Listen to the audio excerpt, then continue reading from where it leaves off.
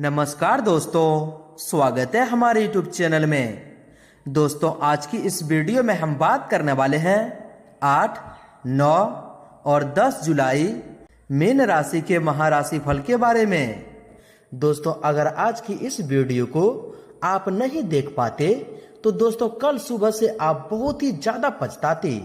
जी हाँ दोस्तों, दरअसल दोस्तों आपकी जानकारी के लिए बता दें कि हमेशा ग्रहों की चाल में लगातार परिवर्तन होते रहते हैं और जब ग्रहों की शुभ परिस्थिति बनती है तो दोस्तों भयंकर लाभ के मौके खुलने लगते हैं और जहां ग्रहों की अशुभ परिस्थिति का निर्माण हो जाए तो दोस्तों व्यक्ति के जीवन काल में उन्हें झकझोर देता है।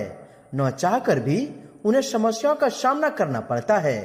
जी हाँ दोस्तों, लेकिन दोस्तों हम आप सभी इसके विपरीत बता दें कि यह समय ग्रहों की विपरीत स्थिति नहीं है, बल्कि दोस्तों ग्रहों की बहुत ही अच्छी स्थिति बनने वाली है, जो कि दोस्तों कल सुबह से आने वाले 3 दिनों तक आप सभी के जीवन काल पर लागू होने वाले हैं। जी हाँ दोस्तों, आने वाले 3 दिनों तक आप सभी के जीवन काल में बहुत ही बड़े महत्वपूर्ण परिवर्तन होने वाले हैं। जी हाँ दोस्तों, और इन 3 दिनों के अंदर आप सभी को बता दें कि जीवन काल की 3 सीख को आपको याद रखना बहुत ही ज्यादा जरूरी होंगे। जी हाँ दोस्तों, हम दावे के साथ कह सकते हैं कि दोस्तों अगर आप इन बातों को ध्यान रखेंगे तो दोस्तों इन 3 दिनों में आपको जीवन की सबसे बड़ी खुशखबरी मिलेगी और आप हमें धन्यवाद अवश्य करेंगे।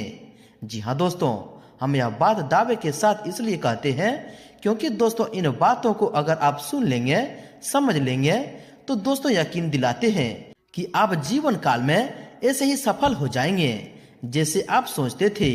जी हाँ दोस्तों, तो दोस्तों हमारा आप सभी से तहे दिल से निवेदन है कि दोस्तों इन 3 सीख को आप बहुत ही ज्यादा ध्यान से सुनिएगा।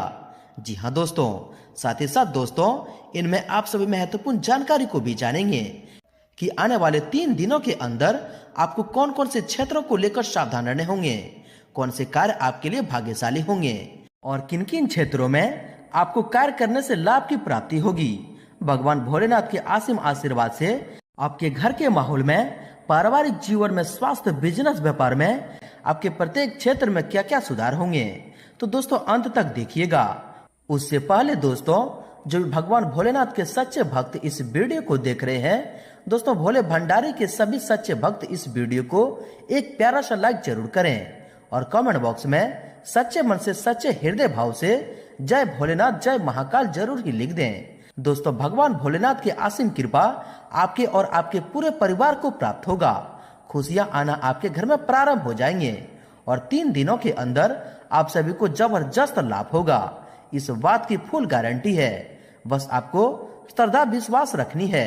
और दोस्तों वीडियो को लाइक करके चैनल को सब्सक्राइब जरूर ही कर दीजिएगा। तो आइए दोस्तों वीडियो को प्रारंभ करते हैं। शुरुआत करते हैं सबसे पहले दोस्तों आपके जीवन की सबसे बड़ी 3 सीख के बारे में। जी हाँ दोस्तों, और यह 3 सीख आने वाले 3 दिनों में आपको याद रखना है। तो दोस्तों इन बातों को आप बहुत ही ज्यादा गौर से सुनिएगा। जी हाँ दोस्तों, कि दोस्तों एक प्रतापी राजा के 3 बेटे थे।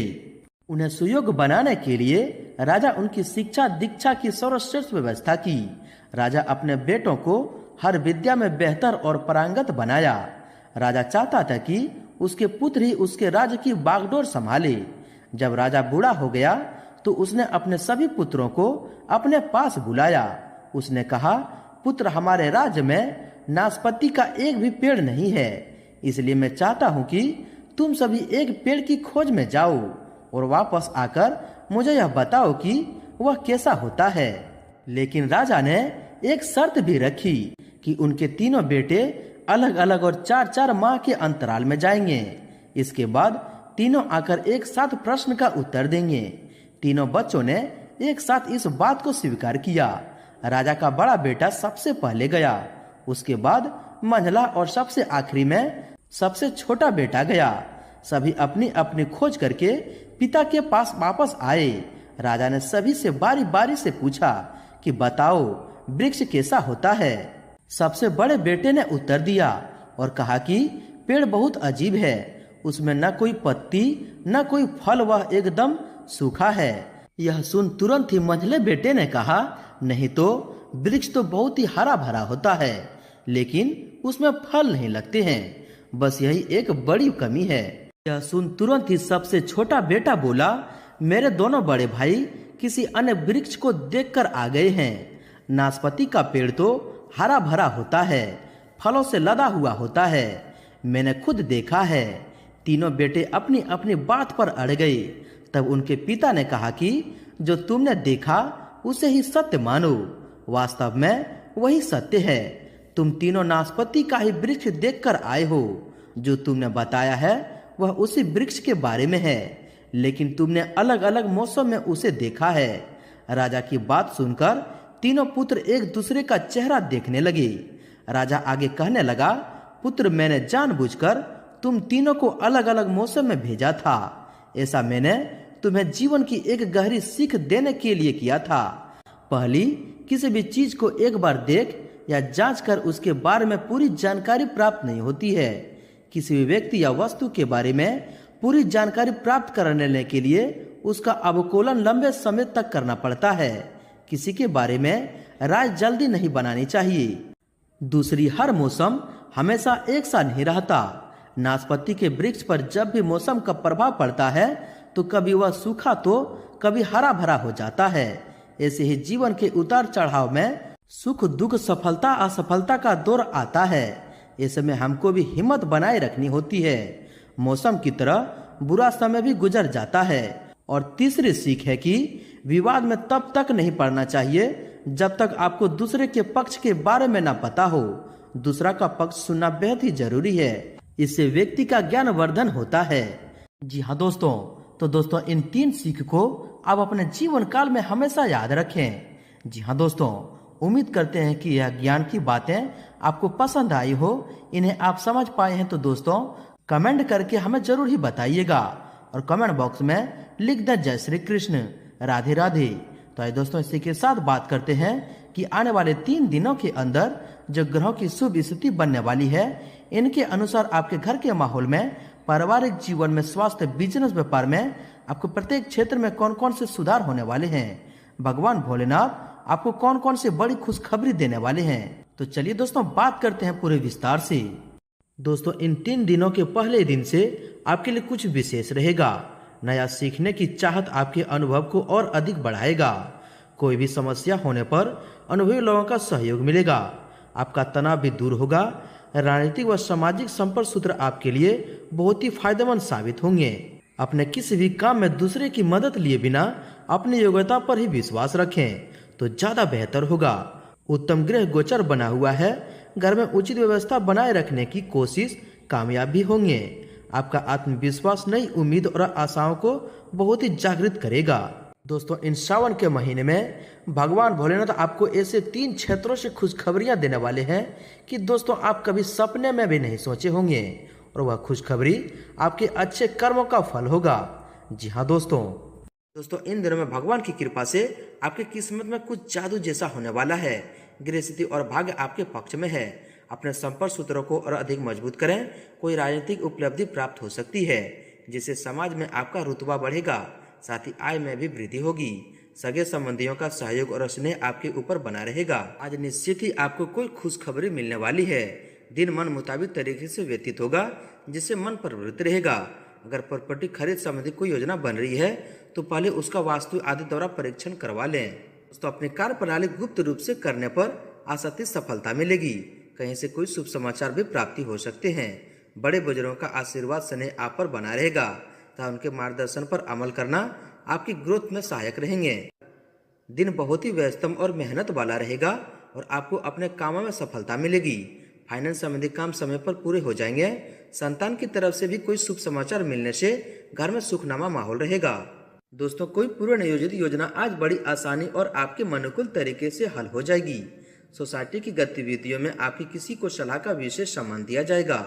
परिवार के साथ शॉपिंग आदि में भी सुखद समय व्यतीत होगा। साथ ही साथ दोस्तों कहीं इन्वेस्टमेंट की सोच रहे हैं तो तुरंत फैसला लें, क्योंकि सही समय पर सही निर्णय लेने के अनुकूल परिणाम ही मिलते हैं। किसी संतान की भी इनकम समय होने से घर में खुशी का वातावरण रहेगा। अध्यात्म और धर्म कर्म के कार्य में भी ध्यान रहेगा।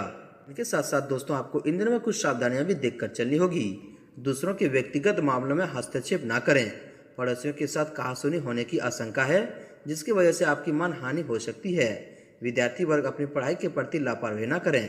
कारोबारी मामलों में व्यस्तता बनी रहेगी। मशीनरी आदि से जुड़े व्यवसाय आज लाभदायक स्थिति में रहेंगे। कोई शुभ व महत्वपूर्ण यात्रा संभव होने की संभावना है। नौकरी में अपने कार्यों के बहुत ही सावधानी से करें, वरना दिक्कतें बढ़ेगी। पारिवारिक वातावरण सुखद और सुखनामा बना रहेगा। आखिर में दोस्तों, किसी से झगड़ा झंझट में ना पड़ें। दूसरों के मामले में हस्तक्षेप करने से बचें, अन्यथा वाद विवाद खड़ा हो सकता है। बेहतर होगा कि अपने कार्य से ही मतलब रखें, व्यर्थ की गतिविधियों में ध्यान ही न दें। कारोबारी व्यवस्था उचित बनी रहेगी तो सभी काम सुचारू रूप से होते जाएंगे।